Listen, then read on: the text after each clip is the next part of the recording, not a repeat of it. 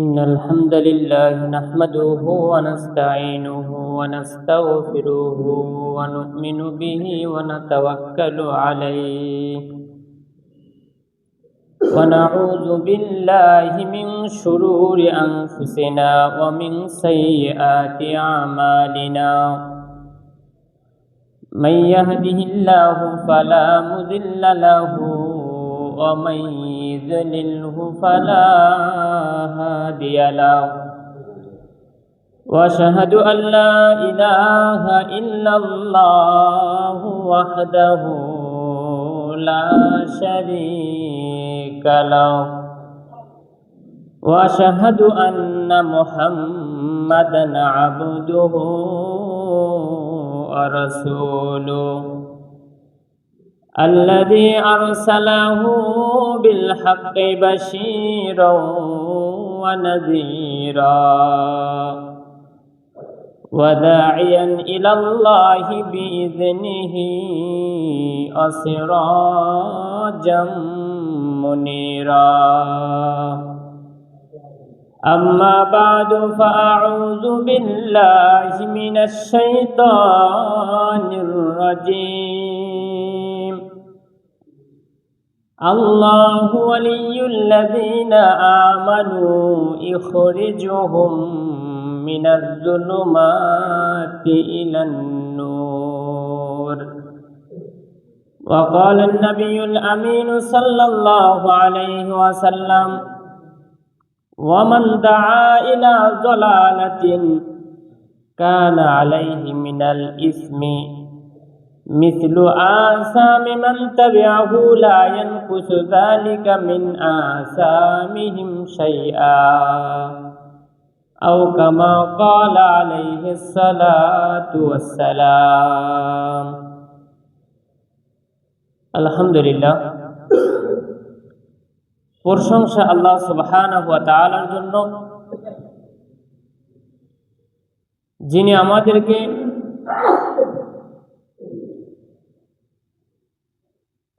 ইংরেজি সনের 2025-এর একেবারে শেষ শুক্রবার পর্যন্ত আমাদের বেঁচে থাকার সুযোগ তিনি দিয়েছেন। তার জন্য লাখো কোটি শুকরিয়া জ্ঞাপন করছি, আলহামদুলিল্লাহ।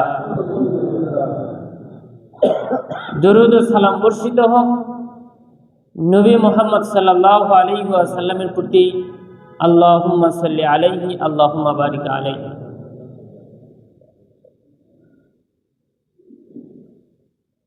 আল্লাহ সুবহানাহু ওয়া তাআলা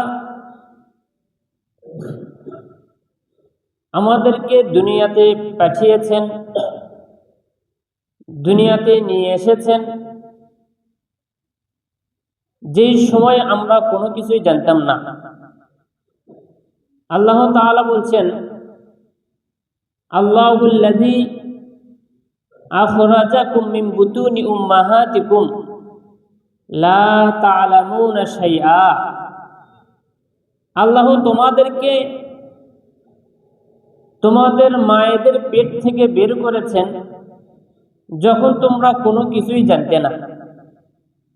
ওয়াজআলা লাকুমুস সামআ ওয়াল আবসারা ওয়াল আফইদা। এরপরে তিনি তোমাদের জন্য শ্রবণ শক্তি দিয়েছেন, দৃষ্টি শক্তি দিয়েছেন, অন্তর দিয়েছেন।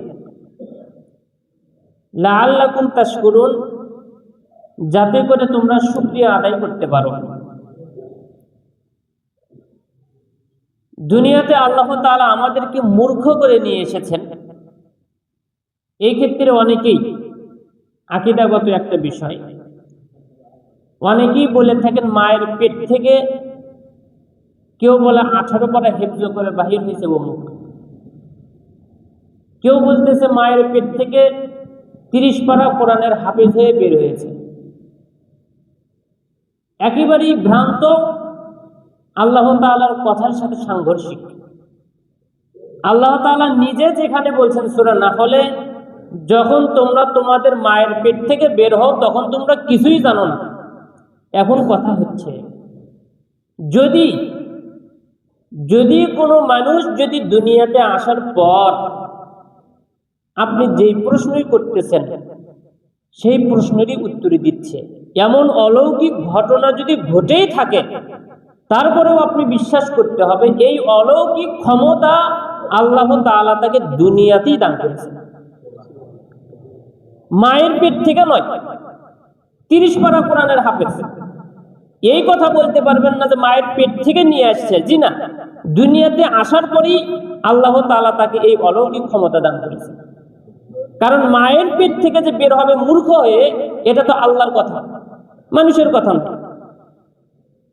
যেভাবে তিনি ক্ষমতা দান করেছিলেন ঈসা আলাইহিস সালামকে, ছোট শিশুর বাচ্চা, কথা বলতে পারে না, মারিয়াম আলাইহিস সালাম যখন বলছেন যে আমি সিয়াম আছি, কথা বলবো না, যা জিজ্ঞাসা করার ওই বাচ্চাকে জিজ্ঞাসা করো, ও বাবা ছাড়া দুনিয়াতে কেমনে আসলো। সেই সময়কার মারিয়াম আলাইহিস সালামের বিরোধী যারা ছিল তারা বলছে কাইফা নুকাল্লিমু মান কানা ফিল মাহদি সাবিয়্যা, শিশু অবস্থায় যে দোলনাতে আছে তার সাথে আমরা কিভাবে কথা বলবো। তখন তিনি ঠিকই উত্তর দিয়েছিলেন আমি আল্লাহ তাআলার পক্ষ থেকে নবী হিসেবে এসেছি। সুবহানাল্লাহ। তাহলে এই অলৌকিক ক্ষমতা আল্লাহ তাআলা তাকে দুনিয়াতেই দিয়েছেন। মায়ের পেট থেকে হেফজ করে আসতেছে, মায়ের পেট থেকে 30 পারা নিয়ে আসতেছে, মায়ের পেট থেকে 18 পারা নিয়ে আসতেছে। এই কথা একেবারেই ভুল।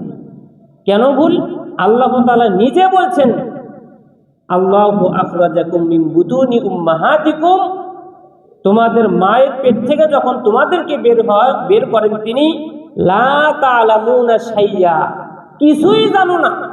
18 পারা তো দূরের কথা, কিছুই জানো না। তোমার নাম কি, তোমার পরিচয় কি, তোমার বুঝ কি, কিছুই জানো না, একেবারেই মূর্খ। এরপরে শিক্ষিত হওয়ার জন্য তিনি কান দিয়েছেন, শিক্ষিত হওয়ার জন্য তিনি চোখ দিয়েছেন, শিক্ষিত হওয়ার জন্য তিনি বুঝ দিয়েছেন। এই 3টে জিনিসের সমন্বয় করে একজন অশিক্ষিত মানুষকে, একটা শিশুকে এই 3টি জিনিসের প্রয়োগ করে তাকে শিক্ষিত হতে হবে। কিন্তু বর্তমান সময় শিক্ষিত হওয়ার চিন্তা ভাবনা একেবারেই আমাদের ভিতরে নাই। শিক্ষিত হওয়ার চিন্তা ভাবনা তো নাই, শিক্ষিত ব্যক্তিদের চলাফেরা, শিক্ষিত ব্যক্তিদের আচরণকে ধারণ করা, এইটাও আমাদের মধ্যে নেই। দেখেন আল্লাহ তাআলা বলছেন আল্লাহু ওয়ালিয়ুল্লাযীনা আমানু, আল্লাহ হচ্ছেন বন্ধু। আল্লাহ কার বন্ধু? আল্লাযীনা আমানু, যারা ঈমান আনয়ন করে তার বন্ধু। আল্লাহ তাআলা কিন্তু সেখান থেকে বন্ধুত্বের দাবি তিনি পাঠাইছেন। এখন এই বন্ধু আমি আল্লাহ তাআলাকে বন্ধু হিসেবে গ্রহণ করব কি করব না, এটা কিন্তু আমার উপরে বিবেচনা করবে। কারণ কি, আমি যদি ঈমান নিয়ে আসি আমি আল্লাহকে বন্ধু হিসেবে গ্রহণ করলাম, আমি যদি ঈমান নিয়ে না আসি আমি আল্লাহ তাআলাকে বন্ধু হিসেবে প্রত্যাখ্যান করলাম। আল্লাহ তাআলা তিনি বন্ধুর দাবি তিনি পাঠাইছেন কার কাছে? যারা ঈমান নিয়ে আসবে আল্লাহ তাআলা তার বন্ধু। যখন কোনো ব্যক্তি ঈমান আনয়নের মাধ্যমে আল্লাহ তাআলাকে বন্ধু হিসেবে গ্রহণ করে নেবে, আল্লাহ তাআলার এখন কাজ ইখরিজুহুম মিনাজ জুলুমাতি ইলান নূর, সেই মুমিন বান্দাদেরকে তিনি অন্ধকার থেকে বের করে আলোর দিকে নিয়ে যাবেন। সুবহানাল্লাহ। যে ব্যক্তি ঈমান নিয়ে আসতে পারবে না সে আল্লাহর বন্ধু নয়। যে আল্লাহর বন্ধু নয়, আল্লাহ তাআলা তাকে অন্ধকার থেকে বের করে আলোর দিকে নিয়েও যাবেন না। বর্তমান সময় অত্যন্ত অজ্ঞতার মধ্যে আমরা বসবাস করছি। কিছু সংখ্যক মানুষ ভালোর দিকে যাচ্ছে, কিছু সংখ্যক মানুষ খারাপের দিকে যাচ্ছে। ভালোর দিকে যে ব্যক্তিগুলো আছে তারা নিজেদেরকে ফিতনা ফাসাদ, মারামারি, হানাহানি, কাটাকাটি, আরেকজনের সাথে তর্ক বিতর্ক থেকে নিজেদেরকে সেফ রাখার চেষ্টা করতেছে। আর খারাপ ব্যক্তি যারা, তারা নিজেদের মতো করে, নিজেদের মন মতো, নিজেদের পাওয়ার খাটিয়ে তারা সমাজে যা ইচ্ছা তারা তাই করতে পারতেছে। একজন ভদ্র মানুষ, তাকে নিষেধ করতে যাচ্ছে না, ঝামেলা করার দরকার নেই। ভদ্র মানুষ সে নিজেকে ঝামেলা থেকে মুক্ত রাখার চেষ্টা করতেছে, আর অজ্ঞ জাহেল মুনাফিক ব্যক্তিগুলো সমাজের মাঝখানে যা ইচ্ছে তাই করতেছে, অথচ তাদেরও কিন্তু ডিগ্রি আছে, তাদেরও পড়াশোনা আছে। এই পড়াশোনার মাধ্যমে তার জীবন পরিচালনা করার জন্য কি করা দরকার ছিল, কাদের সঙ্গ দেওয়া দরকার ছিল, কিভাবে চলাফেরা করা দরকার ছিল, এই মনোভাব তাদের মধ্যে এখনো তৈরি হয়নি। আল্লাহ রাসূল সাল্লাল্লাহু আলাইহি ওয়াসাল্লাম বলছেন, ওয়ামান দাআ ইলা যালালা, পথভ্রষ্টের দিকে যে ব্যক্তি আহ্বান করে, কানা আলাইহি মিনাল ইসম, আহ্বান করার জন্য তার গুনাহ আছে, মিসলু আসামি মান তাবিআহু, যেই ব্যক্তি তার সেই পদাঙ্ক অনুসরণ করে, তার সেই পথভ্রষ্ট ডাকে যেই ব্যক্তি সাড়া দেয়, ওই ব্যক্তির যত গুনাহ হবে এই ব্যক্তিরও সেই গুনাহ হবে। লা ইয়ানকুসু যালিকা মিন আসামিহিম শাইআ, তার অপরাধ থেকে কোনো অপরাধ কমতি করা হবে না। এই বিবেক, এই বুদ্ধি যদি আমার ভিতরে জান্নাতের চিন্তা থাকে, আমি মানুষকে ভালোর দিকে আহ্বান করব। যদি আমার ভিতরে খারাপ কোনো কিছু থাকে, জান্নাত পাওয়ার যদি ইচ্ছা আমার মধ্যে না থাকে, তাহলে আমি মানুষদেরকে পথভ্রষ্টের দিকে আমি আহ্বান করব। পথভ্রষ্ট কি? আপনি বলতেছেন সালাতের দিকে কাউকে আজ পর্যন্ত আপনি আহ্বান করতে পারেননি, সালাতের দিকে আহ্বান করতে পারেননি। আপনি একজনকে দাওয়াত দিচ্ছেন, এই বন্ধু চল আজকে পিকনিক খাবো, অথচ পিকনিকে হবে গান বাজনা, পিকনিকে হবে অশ্লীলতা, পিকনিকে হবে বেহায়াপনা। এই পিকনিক খাওয়ার জন্য বিভিন্ন জনের কাছ থেকে টাকা তুলে পিকনিকের আয়োজন করা হলো, সালাতের দিকে আহ্বান করার সুযোগ হয়নি। এ তো মুসলমান, মুসলমানের সন্তান। বর্তমানের বাবারা তো সন্তানদেরকে পথভ্রষ্ট দেখতে চায় না, পিতামাতারা সন্তানদেরকে ভালো দেখতে চায়, কিন্তু এই সন্তান এতটাই বেহায়া হয়ে গেছে, দুনিয়ার সব কিছু বাদ, দুনিয়ার সব কিছু বাদ, পিতা মাতা বাদ, কোরআন হাদিস বাদ, আল্লাহ বাদ, রাসূল বাদ, সব কিছু বাদ, মন যেটা বলতেছে ও সেটাই করবে। একটা কথা মনে রাখেন, মানুষ যদি ভালো হয় ও হচ্ছে সৃষ্টির সেরা। ইন্নাল্লাযীনা আমানু ওয়া আমিলুস সালিহাত, যারা ঈমান আনয়ন করে, সৎ কাজ সম্পাদন করে, উলাইকা হুম খায়রুল বারিয়া, এরা হচ্ছে সৃষ্টির সেরা। সূরা বাইয়িনার মধ্যে আছে, এরা হচ্ছে সৃষ্টির সেরা। সৃষ্টি মানে কি? আল্লাহ তাআলা ব্যতীত, আল্লাহ তাআলার সিফাত ব্যতীত, আল্লাহ তাআলার কালাম ব্যতীত যা কিছু আছে সবই সৃষ্টি। আপনি জান্নাতের চাইতেও শ্রেষ্ঠ, আপনি জান্নাতের মধ্যে যে চমকপূর্ণ যে জিনিসগুলো আছে আপনি তার থেকে শ্রেষ্ঠ, জান্নাতের মধ্যে যে হুর আছে সেই হুরদের থেকে আপনি শ্রেষ্ঠ, যত ফেরেশতা আছে তারাও সৃষ্টি, তাদের থেকেও আপনি শ্রেষ্ঠ। সুবহানাল্লাহ। তার জন্য কাজ কি? ঈমান আনয়ন করা, সৎ কাজ সম্পাদন করা। যেই ব্যক্তিরা ঈমান আনয়ন করে না, যেই ব্যক্তিরা সৎ কাজ সম্পাদন করে না, এরা হচ্ছে সৃষ্টির একেবারেই নিকৃষ্ট। উলাইকা হুম শাররুল বারিয়া, সৃষ্টির যত নিকৃষ্ট আছে এরা হচ্ছে তার থেকে নিকৃষ্ট, কুকুরের থেকেও নিকৃষ্ট, শিয়ালের থেকেও নিকৃষ্ট। ইবলিস যে শয়তান আছে সেও সৃষ্টি, ইবলিসের চাইতেও নিকৃষ্ট। মানুষ যদি ভালো হয় সৃষ্টির সেরা হয়, মানুষ যদি খারাপ হয় এ শয়তানের চাইতেও ভয়ঙ্কর খারাপ হয়।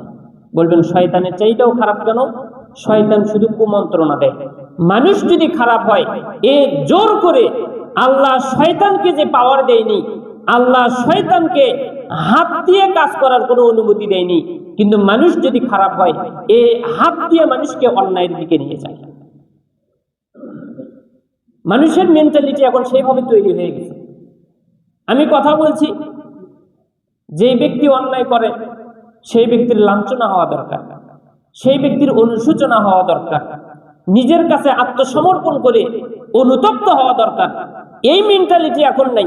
এখন এইরকম মেন্টালিটি তৈরি হয়েছে, হুজুর আমাদের বিরুদ্ধে কথা বললে এই হুজুরকে শেষ করতে হবে। আমি আপনাকে মনে হয় বুঝাতে পারি না। চুরি করতেছেন, চোরের কথা বলবেন, সুদ খাচ্ছেন, সুদের কথা বলতেছেন, ঘুষ খাচ্ছেন, ঘুষের বিরুদ্ধে বলতেছে, সেই ব্যক্তি অনুতপ্ত হবে, অনুশোচনা করে নিজেকে পরিবর্তন করতে হবে, এমন চিন্তা না করে ও চিন্তা করে যে এই হুজুরকে শেষ করতে হবে, এই হুজুরকে মসজিদ ছাড়া করতে হবে, এই হুজুরকে বিদায় করতে হবে, আমাদের বিরুদ্ধে কেন বলতেছে? এই মেন্টালিটি তৈরি হয়েছে।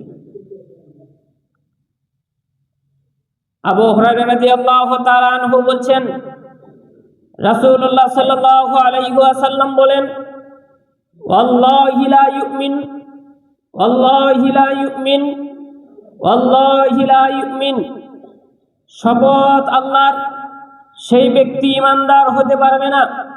তিনবার বলার পরে সাহাবায়ে কেরাম বলছেন, ওয়ামা যাকা ইয়া রাসূলুল্লাহ, এমন বিধান কার জন্য হে আল্লাহর রাসূল?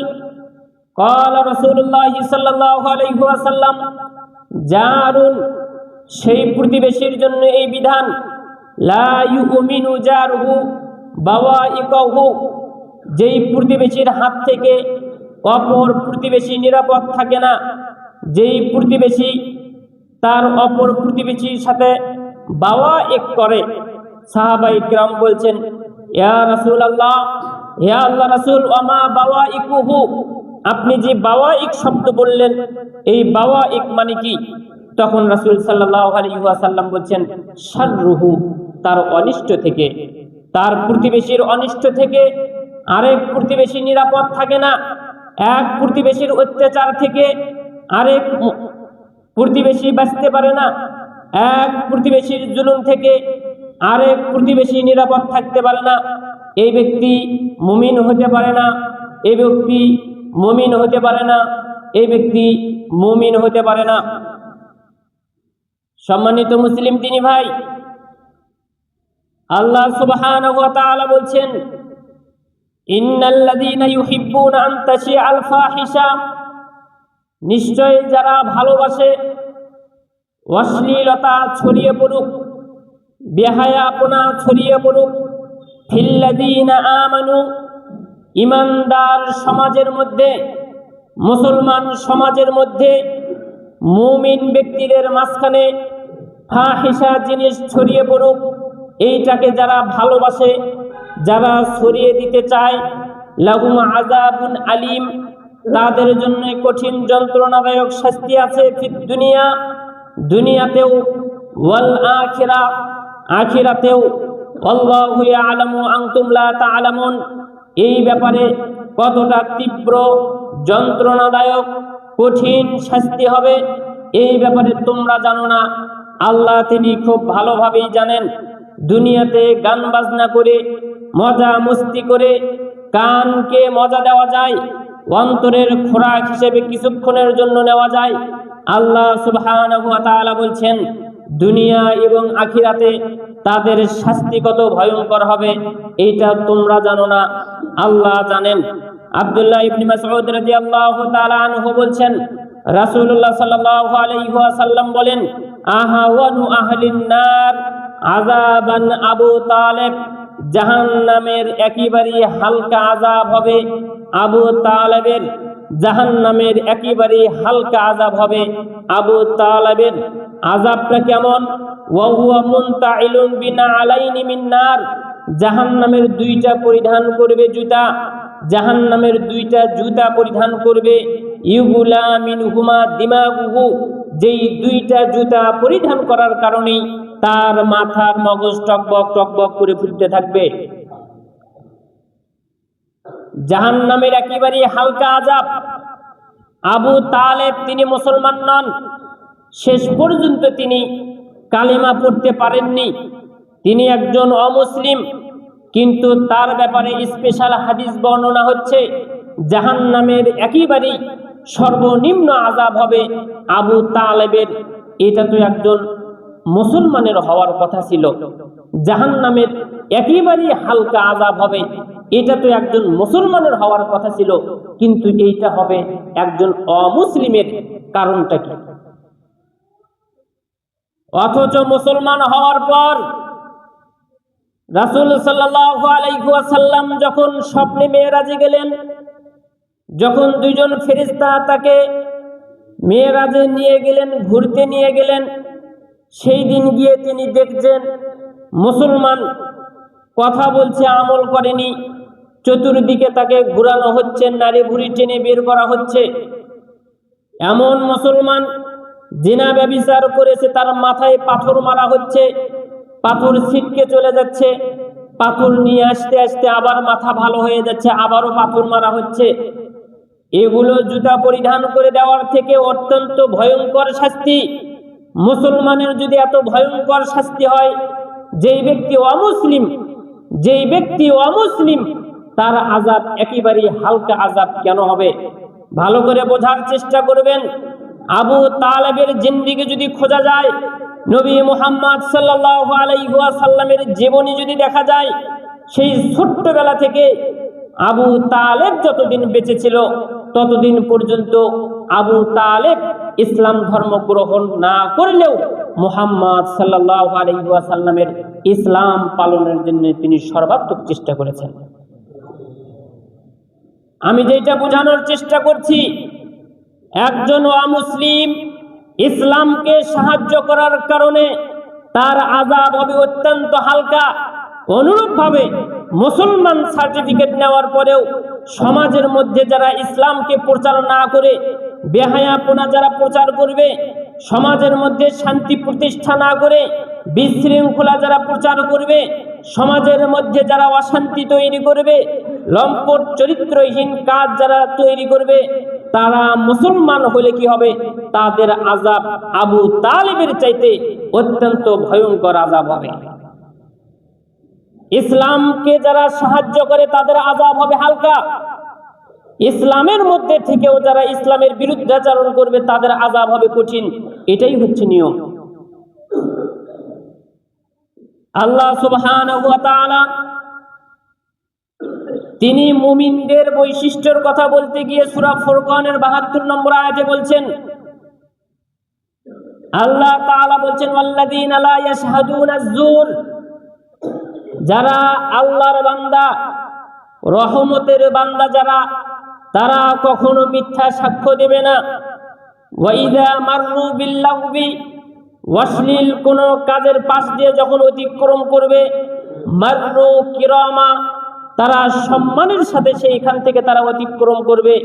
ভালোভাবে বোঝার চেষ্টা করবেন, সম্মানের সাথে অতিক্রম করা মানে এক জায়গায় গান বাজনা হচ্ছে, মুহাম্মদ সাল্লাল্লাহু আলাইহি ওয়াসাল্লাম কানের ভিতরে 2 হাত ঢুকিয়ে দিলেন। অনেক দূর যাওয়ার পরে এক সাহাবীকে বলছেন, গানের আওয়াজ কি এখনো শোনা যায়? সাহাবী বলছেন, আল্লাহ রাসূল, এখন আর শোনা যায় না। আল্লাহ রাসূল হাত কান থেকে সরে দিলেন। এর নাম হচ্ছে মাররু কিরামা, সম্মানের সাথে অতিক্রম করা। মুসলমানের বৈশিষ্ট্য যেখানে ছিল গান বাজনা হলে সেখান থেকে সরে যাবে। শুধু সরে যাওয়া নয়, কানের মধ্যে আঙ্গুল দিয়ে সরে যাবে। সেই জায়গাতে মুসলমান তার সন্তান নিজে গানের আয়োজন করে, গানের ব্যবসা চালু করে, বক্স নিয়ে আসে, সমাজের মানুষকে অতিষ্ঠ করে, মুসল্লিদেরকে অসুস্থ করে, মানুষ যারা অসুস্থ আছে তাদেরকে বিরক্ত করে, মানুষের বদদোয়ায় তারা সেই জায়গাতে থাকে। এটা মুসলমানের বৈশিষ্ট্য হতে পারে না। মুসলমানের কাজ এমনটা হওয়া উচিত ছিল না। কয়েকদিন আগে যখন আপনাদের এলাকায় প্রবেশ করলাম, সন্তান পিতামাতার কাছে অত্যন্ত আদরের, সন্তান পিতামাতার কাছে অত্যন্ত মায়ার মহব্বতের। সন্তানের বিরুদ্ধে পিতামাতা অভিযোগ দিচ্ছে, আমাদের সন্তানরাও ওইটার মধ্যে আছে, আপনি একটু কিছু বলিয়েন। সন্তানের প্রতি যদি পিতামাতা অসন্তুষ্ট হয়, এ কেমন সন্তান হতে পারে আমার আর বলার প্রয়োজন নাই। যেই সন্তানকে পিতামাতা অনেক দিন কষ্ট করে লালন পালন করলো, এই দুশ্চরিত্র লম্পট ছেলের কারণে পিতামাতা এখন কষ্ট পায়। এই সমস্ত বেহায়া সন্তানদের কারণে পিতামাতা কষ্ট পায়। পিতামাতা চোখের পানি ফেলে, পিতামাতা টেনশনে থাকে, আমার সন্তানের জীবন গঠন হচ্ছে না। পিতামাতার টেনশনে থাকে, আমার ছেলে মানুষের মতো মানুষ হচ্ছে না। পিতামাতার টেনশনে থাকে, আমার ছেলে সালাত আদায় করতেছে না। এই সমস্ত বেহায়া সন্তানদের জন্য কোনো ওয়াজ নসিহতের প্রয়োজন নাই। ওয়াজ নসিহত এদের কোনো ফায়দা দিতে পারবে না, এদের অন্তর মারা গেছে। এরা যতদিন নিজ থেকে বুঝবে না, এদেরকে কোনো মানুষ বোঝানোর ক্ষমতা নাই, এদেরকে বুঝাতে পারে। আব্দুল্লাহ ইবনে মাসউদ রাদিয়াল্লাহু তাআলা আনহু তিনি বলছেন, আল গিনাউ ইনবিতুন নিফাক, গান হচ্ছে নিফাকিকে তৈরি করে, গান নিফাকিকে উজ্জীবিত করে।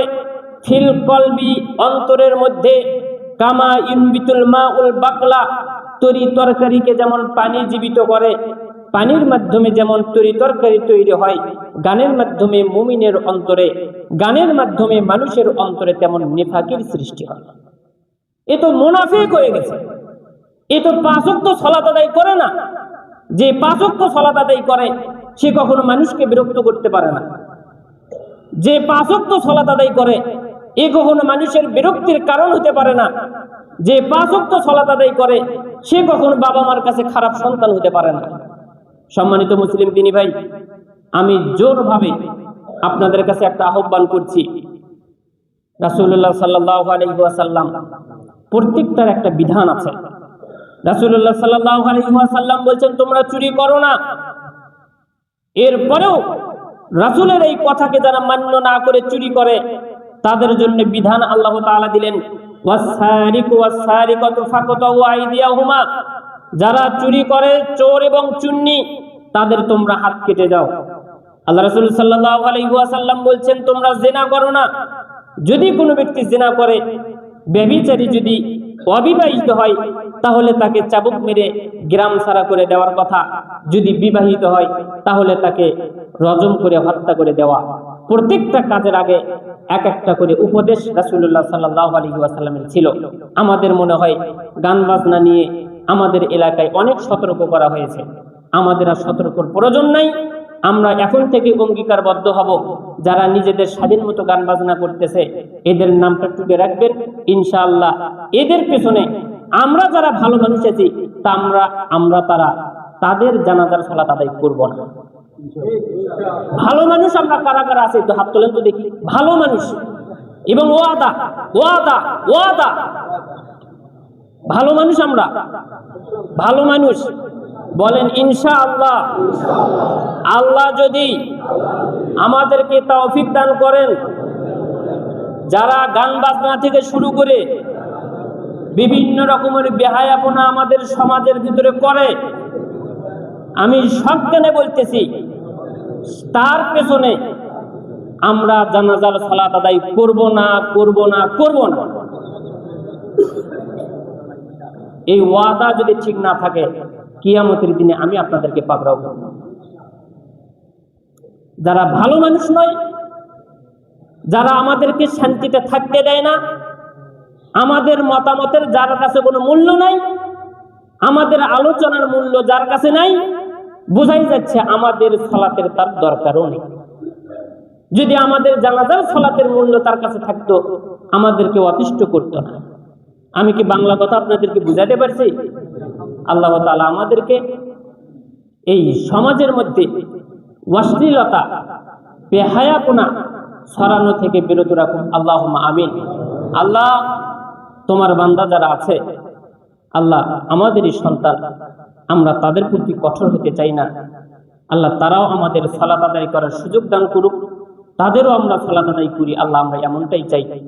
এইটাকে মান্য করার জন্য আল্লাহ তোমার অবুঝ বান্দাদেরকে আল্লাহ তুমি বুঝ দান করো। আল্লাহুম্মা আমিন। আল্লাহ তাদেরকে তোমার দ্বীনের পথে চলার তুমি তৌফিক দান করো। আল্লাহুম্মা আমিন। আল্লাহ সমাজ সংস্কারে আল্লাহ তুমি তাদেরকে তোমার ইসলামের জন্য কবুল করে নাও। আল্লাহুম্মা আমিন।